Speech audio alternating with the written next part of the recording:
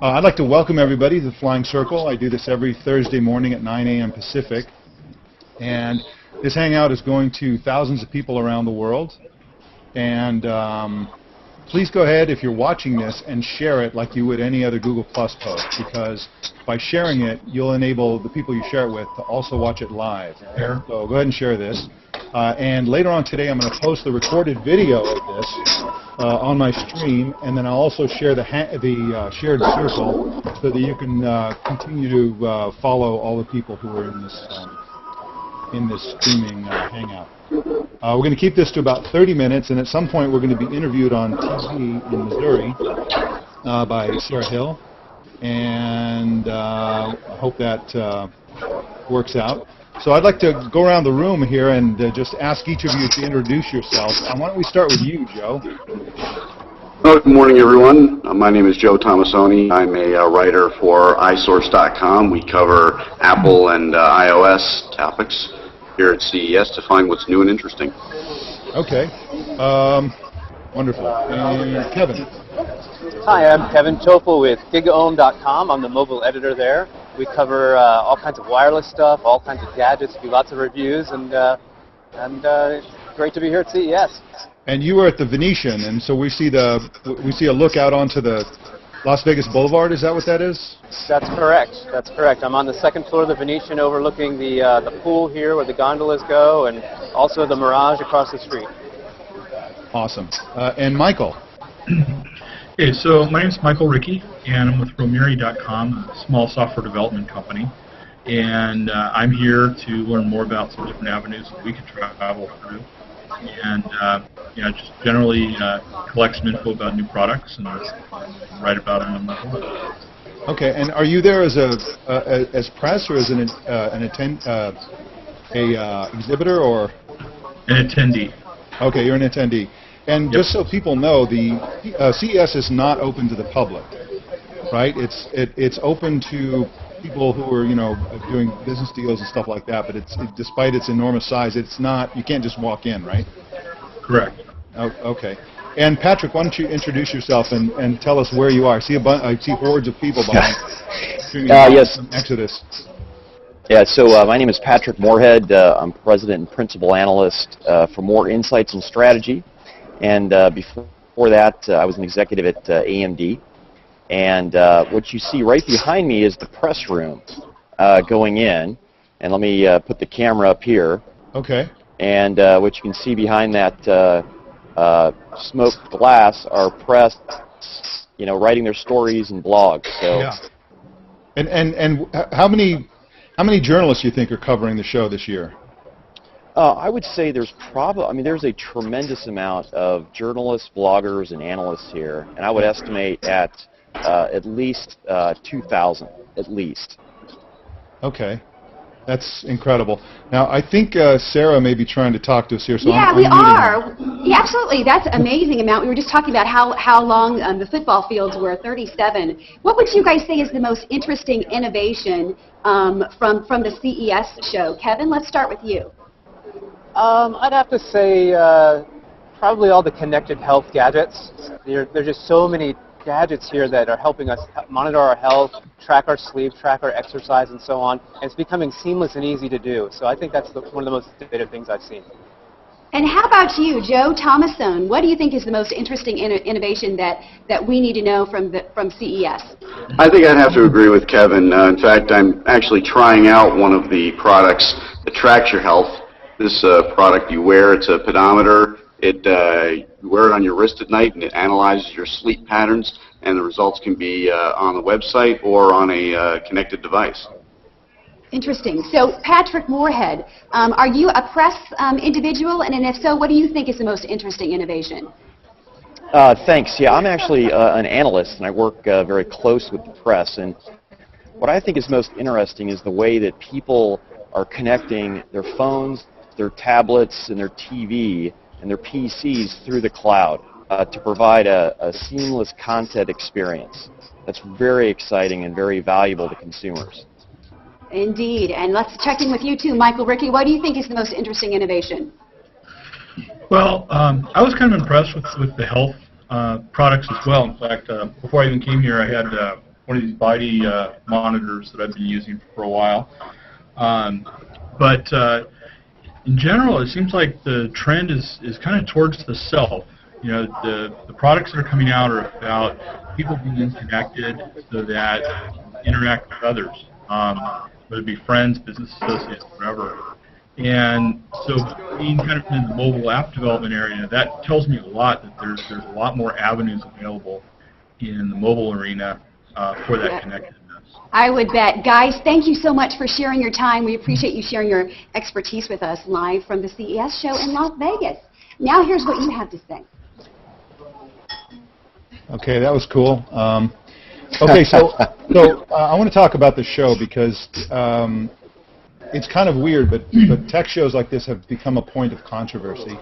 And, of course, I've been to my share of CESs and before that Comdex, and it's always a forced march through hell to a certain extent. Why go to CES? Why not just watch the live feeds and coverage that other people do? Why put yourself through all that? Well, in our space, having hands-on devices and being able to show people what the different accessories and products that are coming out mean is crucial. Our audience wants to know, how does this device differ from other products? What does it look like in your hand? And what are our impressions of it? And you really can't get that just from a press release. Okay. And what's the No, and I'll add to that. I mean, as an analyst, my clients look to me to give them a broader picture, a strategic picture, and with the focus being less on technology and more on the user experience, you actually have to have hands-on to make a good assessment. And Ultrabooks are a great example. You just can't get the feel or an assessment of an Ultrabook without touching it and holding it. And there are such wide differences in build quality, you can't do that through the web. Now, Kevin, you're walking around. Are you carrying a laptop or are you using a mobile phone? Oh, this is actually a Windows 8 beta tablet from Really? Samsung, and I'm walking around the press room right now. Let me give you a good shot of it up here. Excellent. And I hope it's not too annoying, but I thought it was pretty neat to just get on the move.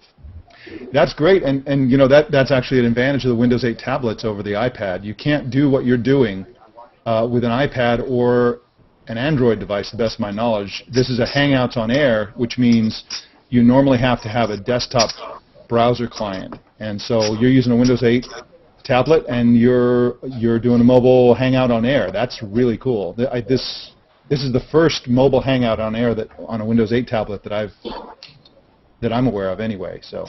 Oh, excellent. In fact, it's the only reason that there might be a little bit of a jitter is because I'm walking around. I'm using Google Chrome on Windows 8, and it's very solid and very stable. Okay, excellent. We've just been joined by John. John, can you introduce yourself, please? If you can hear us, John? Absolutely. Can you guys hear me? Yeah. All right. So, yeah, I just jumped in. Sorry I'm late. I'm John my name is John Berquist. I'm the Communications Director for Code Monkeys and Soma Games. I'm also a Huffington blog poster, and I've been blogging there for CES since, I guess, two years in a row. This year I didn't attend. Mm-hmm. And when you invited me to the show, I right off thought about, well, why didn't I attend? And I've been thinking about that for about 2 days now, so hopefully I'll be able to share a little bit about that. So we were talking about the importance of being hands-on and looking at stuff like that, but how can you tell? I mean, we all know the vast majority of stuff at CES is never going to see any sort of market success and is not going to be a significant thing. Like, how do you divine what is relevant and worth your attention and what is just stuff that's going to be at the show and never be seen again? So, Mike, my internet cut out as soon as you asked the question. I got the last tiny part of that. So Could you repeat Well, I'm just that? asking everyone, how do you tell what's real and, what's going to have a future and what isn't? Well, for me, the first thing I look for is a product that's unique, has some sort of a differentiator that sets it apart from the rest of the products in that space. The Ultrabooks, I think, several of them probably won't survive till next year's CES because they seem to me to be very similar. Yeah. There are a lot of accessories. For example, speaker dock products for iOS devices are you can't throw a rock on the show floor without hitting one or more of them. Did you try that? No, but I was thinking about throwing an Ultrabook. I think I'll probably get more that way. Easier to find. Yeah. And it's similar, right, to the tablets last year where there were more than 100. And the number of tablets that are actually succeeding in the market in the last year are, less than 5 or 6. So how about the rest of you? How do you tell what's just so much junk and will fail, and what will be something that's really going to succeed when you see it at CES?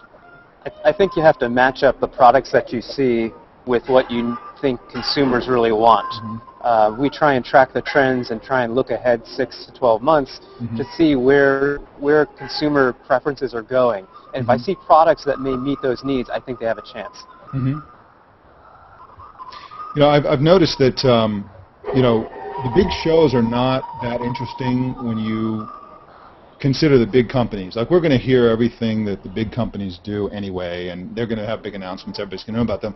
And there's a wonderful opportunity for discovery at CES because there are so many small companies you otherwise wouldn't get a chance to see.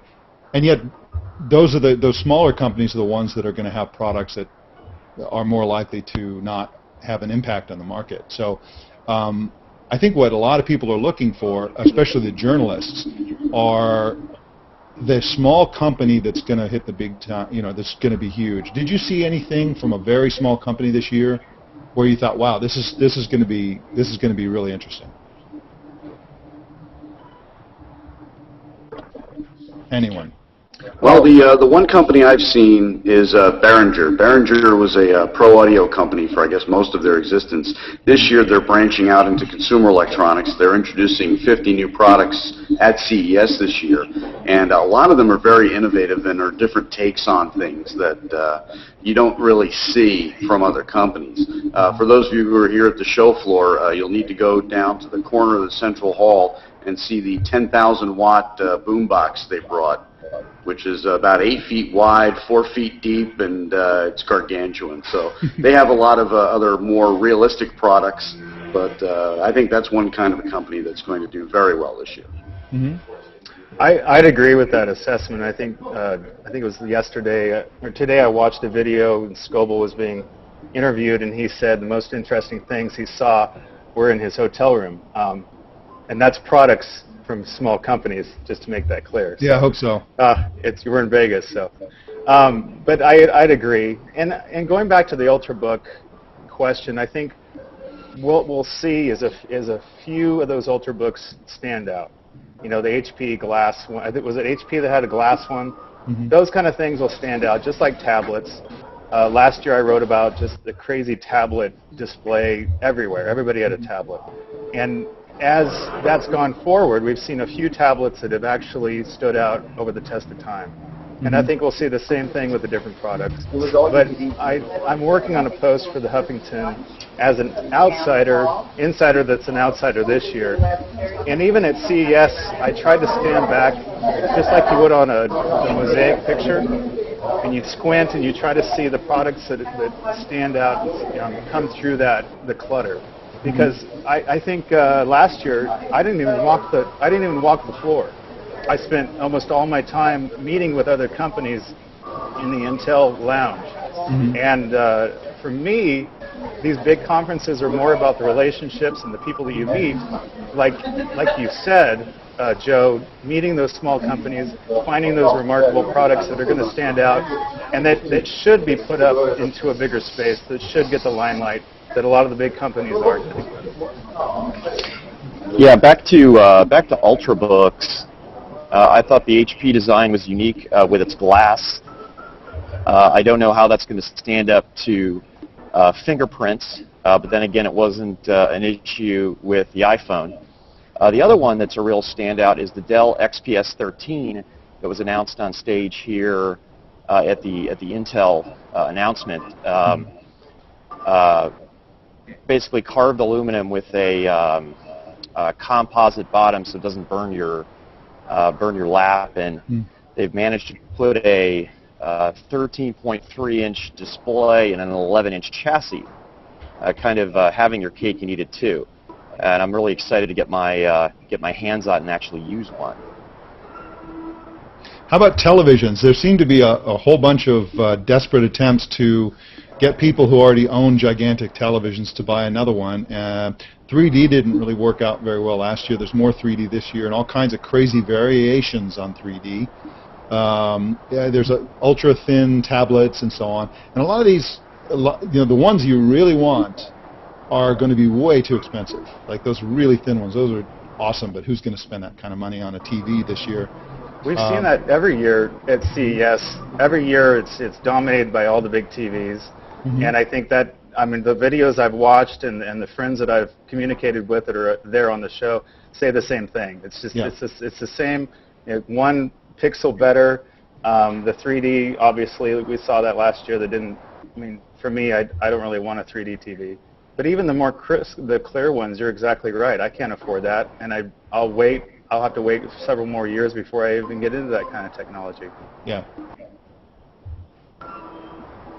I think Kevin is talking. There is a price issue with those TVs, but I have to give some credit. Go ahead, Kevin. Can you hear me now? Yes. Yeah, the price issue is always something new to deal with at CES with these TVs. But I have to give Samsung some credit because they have a modular upgradable TV. And when I thought about that and saw it, I was very impressed because you don't have to replace the TV. And it made me wonder, not to kick rumors around, but will Apple take a similar approach? Because TVs are not disposable items at these prices. Yeah, but Apple loves disposable products. Indeed they do. Great for business. And really, Apple and Google are forcing an acceleration of the smart television revolution.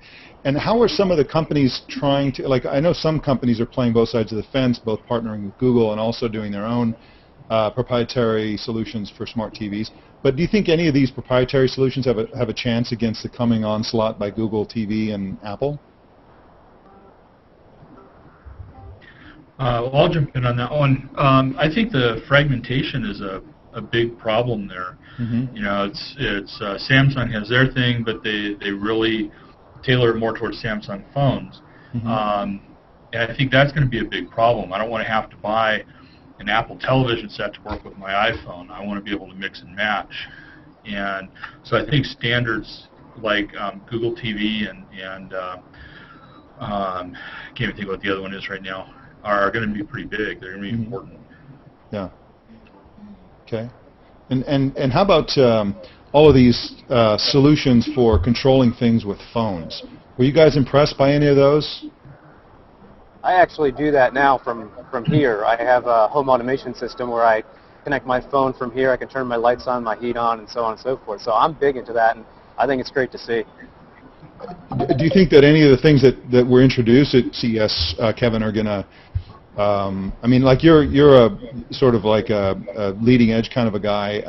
What about for the general public? Is this going to, people going to start using their Android and Apple phones to remote control their TV and check their home security and all that? I believe so. I know I'm ahead of the curve here, but I do see it because your phone is always with you, and it's a Swiss Army knife. It can be anything thanks to apps. I think what it comes down to is something we just talked about, and that's standards, because there's so many home automation and wireless standards being used. So I would caution people right now to do research before they jump in on any of these products. Yeah. Right, because you know what's going to happen is like you're going to discover the coolest thing ever, and then a month later somebody else is going to come out with something entirely different on a totally different phone and all that stuff, and that's going to suck. So Kevin, I'd agree, and I'd say I have friends at Gardner that have been tracking all of the smart home and smart grid devices and trends and those kind of things, and they believe that this is going to be the year that those become available to the public. And I think standardization is huge, and that's just a really good spot for app developers like myself to see where that's going and create the right kind of apps that are going to make sense for the consumer to use to integrate all those different devices in their households. So I think you're the person on the edge, doing that already. I'm really hoping, for conservation purposes, but also just for a technical and an ease of use. I want refrigerators that are going to be able to be monitored and used by my iPhone and whatever else. So I agree. Yeah. I think the real issue there is that right now the solutions that we're seeing are manufacturer specific. So what we need to see is some standardization with technologies like Zigbee, so that one app can control multiple devices instead of having to have a specific app that's written for a specific hardware device. I don't really see things trending in that direction right now, but that's something that I think will need to happen before we can see a widespread adoption of a truly connected smart home. What's the most insane thing you guys have seen at CES? Whether it's a booth or a product or drunken tourists face down on the strip. What's the craziest thing you've seen at CES?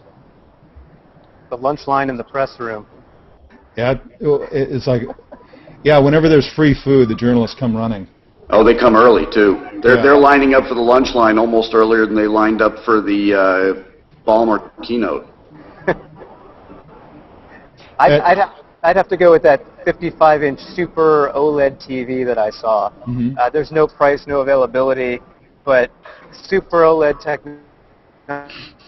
technology is just phenomenal on phones. Now think about it on a 55-inch set that's razor thin. It was beautiful. Yeah. I'd have to go with Behringer's iNuke Boom. They told me a little insider story. They were testing it out on Monday night, and if you look at the show map, they are way tucked in the corner of the central hall, and all the way on the other side of the hall, and you know how big those halls are, CNN was doing an interview, and they had no idea. They cranked that thing up so loud it completely destroyed the interview. So they actually got told by the show management, you guys can't do that anymore. Yeah, but so that is probably the biggest thing that's off the hook. Uh-huh. All right. I think Patrick, I think you said something, and I don't think we heard you. Yeah, can't hear you, Patrick. Anybody read lips? I think we lost Patrick. Okay, so parting thoughts about the future of CES. Do shows like this have a future, or is the internet going to kill everything? If you take a look, Mike, at sites like Kickstarter, it starts to reduce the need for a show like CES. But I would say that it, as a comment was made earlier, it's good for us as press to keep up the relationships with people and get the one-on-one time with executives and such. But I see a slow, gradual reduction of reliance upon CES in the future. Yeah. I'd agree, and like Kevin said, it has to be with those relationships. And I've encouraged colleagues and folks that are headed to especially large shows like this to set your calendar up and leave space for some spontaneous meetings with people that you meet on the floor or whatever. But lay out, like, who do you want to meet? Who do you want to learn about? Is it about TV? Is it about new technologies? Is it startups? And make those appointments and dinners and lunches and attend the parties that you think will be useful. But make it about the relationships and not so much as about the tech. We can all watch the videos coming out of there, and I'm in the process of doing that for Mobile World Congress right now, and it's hard because I'm a gadget nut. So I love walking the floor, but that's not where I'm going to learn the most. I'm going to learn the most, like you said, Joe, meeting those people that are doing innovative things. Interesting. Okay, well, I want to thank all you guys for joining us. I know it's difficult to carve out some time from CES. There's so much going on in so little time, but thank you guys for participating in this. And for everybody listening, I'll be posting this on YouTube within an hour or two, and I'll also share the shared circle of everybody participating in the Hangout today. So thank you guys. Appreciate it. Thanks for inviting me. Thanks for having us.